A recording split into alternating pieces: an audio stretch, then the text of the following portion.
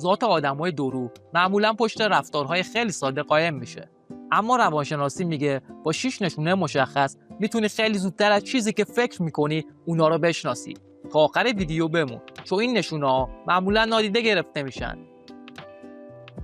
امروز قراره درباره یک موضوع خیلی مهم حرف بزنیم.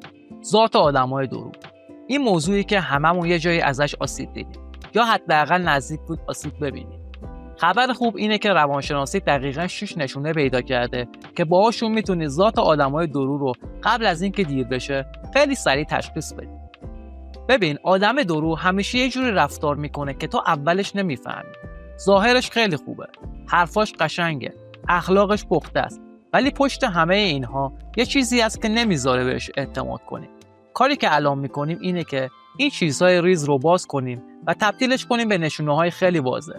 نشونه اول، حرف یه چیزه، عمل یه چیز دیگه. اولین نشونه‌ای که تقریباً همه آدمای دورو دارنش، ناهمخوانی حرف و عمله. یعنی چی؟ یعنی طرف یه چیزی میگه ولی رفتارش دقیقاً خلافشه. مثلا میگه روی من حساب کن، اما موقع عمل کلاً نیست. یا میگه برام مهمی، ولی تو هیچ رفتار یا تصمیمش این دیده نمیشه. روانشناسا به این میگن اینکانگرنس، یعنی ظاهر یک پیام و واقعیتش با هم فرق دارن. این نشونه رو جدی بگیر، چون معمولا اولین چیزی هست که آدم‌های دورو نمیتونن مدت طولانی مخفیش کنن. نشونه دوم، پشت سر همه حرف میزنن. کسی که پشت سر دیگران حرف میزنه، دیر یا زود پشت سر تو هم حرف میزنه. وقتی کسی جلوی جمع یک مدل حرف میزنه و پشت همون آدم یک مدل دیگه، یعنی داره نقاب عوض میکنه. این نشونه قویه که طرف برای هر جمع یک شخصیت داره. تحقیقات روانشناسی اجتماعی هم تایید میکنه که این رفتار اغلب برای جلب توجه، گرفتن تایید یا کنترل رابطه استفاده میشه. نشونه سوم، آدم دورو معمولا خیلی خوبه. اونقدر خوب که میفهمی طبیعی نیست.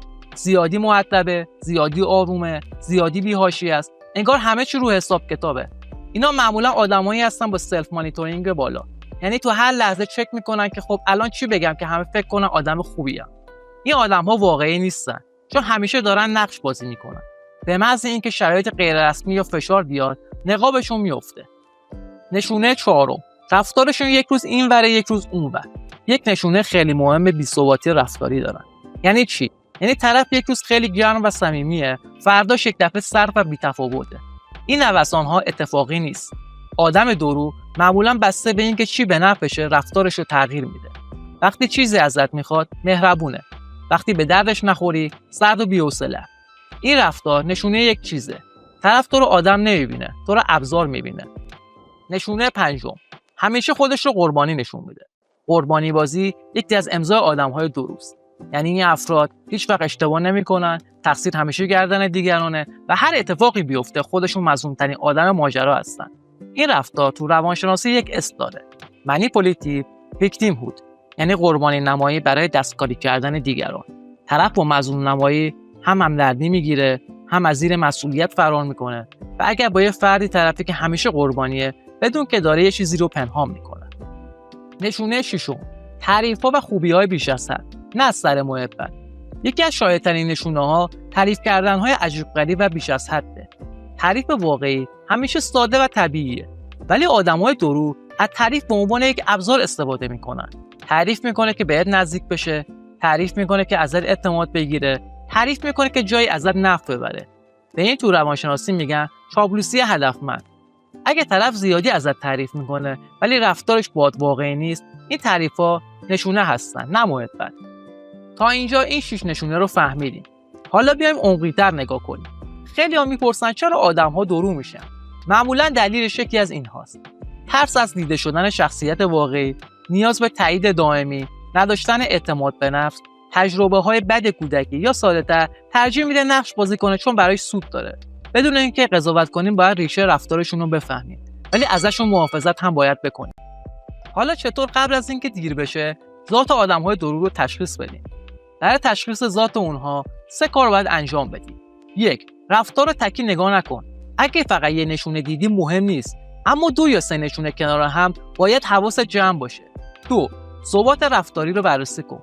آدم واقعی تو بیشتر موقعیت‌ها یک آدمه، ولی آدم دورو بسته به منفعتش رفتارش رو عوض میکنه. 3. فاصله سالم نگه دار. لازم نیست دعوا کنی، لازم نیست بترسی، فقط فاصله‌ای که تو رو امن نگه می‌داره رو حفظ کن. حالا این سوال پیش میاد که چطور خودمون گرفتار این رفتارها نشیم. گاهی ناخواسته خودمون هم یک جور دورویی انجام میدیم، ولی نه روی بدجنسی، از روی ترس یا فشار اجتماعی. حالا برای این کار 3 پیشنهاد ساده بهتون میدم. 1. تو حرفاتون صداقت داشته باشید. 2. وقتی نمیخواید کاری رو انجام بدید، مؤدبانه نبگویید. و 3. احساسات واقعیتون رو پنهان نکنید. این 3 باعث میشن که خودتون هم زندگی شفافتری داشته باشید و آدم جلو هم تو زندگیتون جذب نشه. خب حالا که 6 نشونه اصلی ذات آدمای درو رو دیدیم، بیایم یه جمع‌بندی کامل داشته باشیم و چند نکته عملی را برای زندگی واقعی ارائه بدیم. 6 نشونه اصلی که بهت کمک میکنن ذات آدمای درو رو شناسایی کنی. 1. حرف و عملشون همخونی نداره. 2. پشت سر دیگران هم حرف میزنن و درویی دارن. 3. یک شخصیت مصنوعی میسازن و خودشون واقعی نیستن. 4. رفتار و هیجاناتشون نوسان داره و غیر قابل پیش بینیه. 5. خودشون رو همیشه قربانی نشون میدن. و 6. از تعریف‌ها و تمجیدهای اقرارآمیز استفاده میکنن. حالا نکته مهم اینه که اینها صرفاً نشونه هستن، نه حکم قطعی. اما وقتی چند تا از این نشونه‌ها کنار هم دیده شون، یک زنگ خطر روشن میشه و باید خیلی مواظب خودت باشی. حالا چرا شناخت ذات آدمای درو مهمه؟ چون این افراد ممکنه تو روابط کاری، دوستانه یا حتی خانوادگی از اعتماد و احساسات تو سوء استفاده کنن. هدف ما این نیست که بدبین بشیم، بلکه هدف اینه که آگاه و آماده باشیم. چند اقدام عملی که میتونی همین الان انجام بدی. 1. ثبت و مستندسازی. یعنی چی؟ یعنی هر وعده، قول یا تعهد مهم رو یادداشت کن یا اگر ممکنه مکالمه‌ها و پیام‌ها رو ذخیره کن. 2. تمرکز روی رفتار مداوم. یعنی یک حرکت یا یک جمله کافی نیست، دنبال الگوهای تکرارشون باش. 3. مرزگذاری روشن. یعنی چی؟ یعنی مشخص کن چه رفتاری قابل قبوله و چه رفتاری قابل قبول نیست. وقتی طرف از مرز عبور کرد، حتما فاصله بگیر. 4. پرسشگری بدون عصبانیت. یعنی اگر رفتار مشکوکی دیدی، به جای واکنش احساسی یک سوال بپرس. مثلا میتونی دقیق‌تر توضیح بدی یا منظورت چیه؟ این سوال خیلی خوبه. 5. استفاده از شبکه حمایتی. گاهی کمک گرفتن از دوست یا مشاور برای بررسی واقعیت بهترین راهکاره تا گرفتار احساسات نشی. 6. خودآگاهی و مراقبت از احساسات خودت. یعنی اینکه بدون که اعتماد به نفس و احساس امنیت خیلی ارزشمنده و هیچکس حق نداره با رفتار دروگرانه تو رو گیج یا آسیب‌پذیر کنه. در نهایت به این نتیجه میرسیم که شناخت ذات آدمای درو فقط برای قضاوت نیست، بلکه برای حفظ سلامت روان، روابط امن و تصمیم‌گیری بهتره. وقتی این نشونه‌ها رو بلد باشی و درست واکنششون بدی، میتونی از سوء استفاده کردن دیگران جلوگیری کنی و روابطت سالم‌تر باشه. اگه حس کردی لازم این ویدیو رو کسی ببینه، براش بفرست. و ممنون که تا آخر همراه بودید. حتما کانال ما رو سابسکرایب کنید.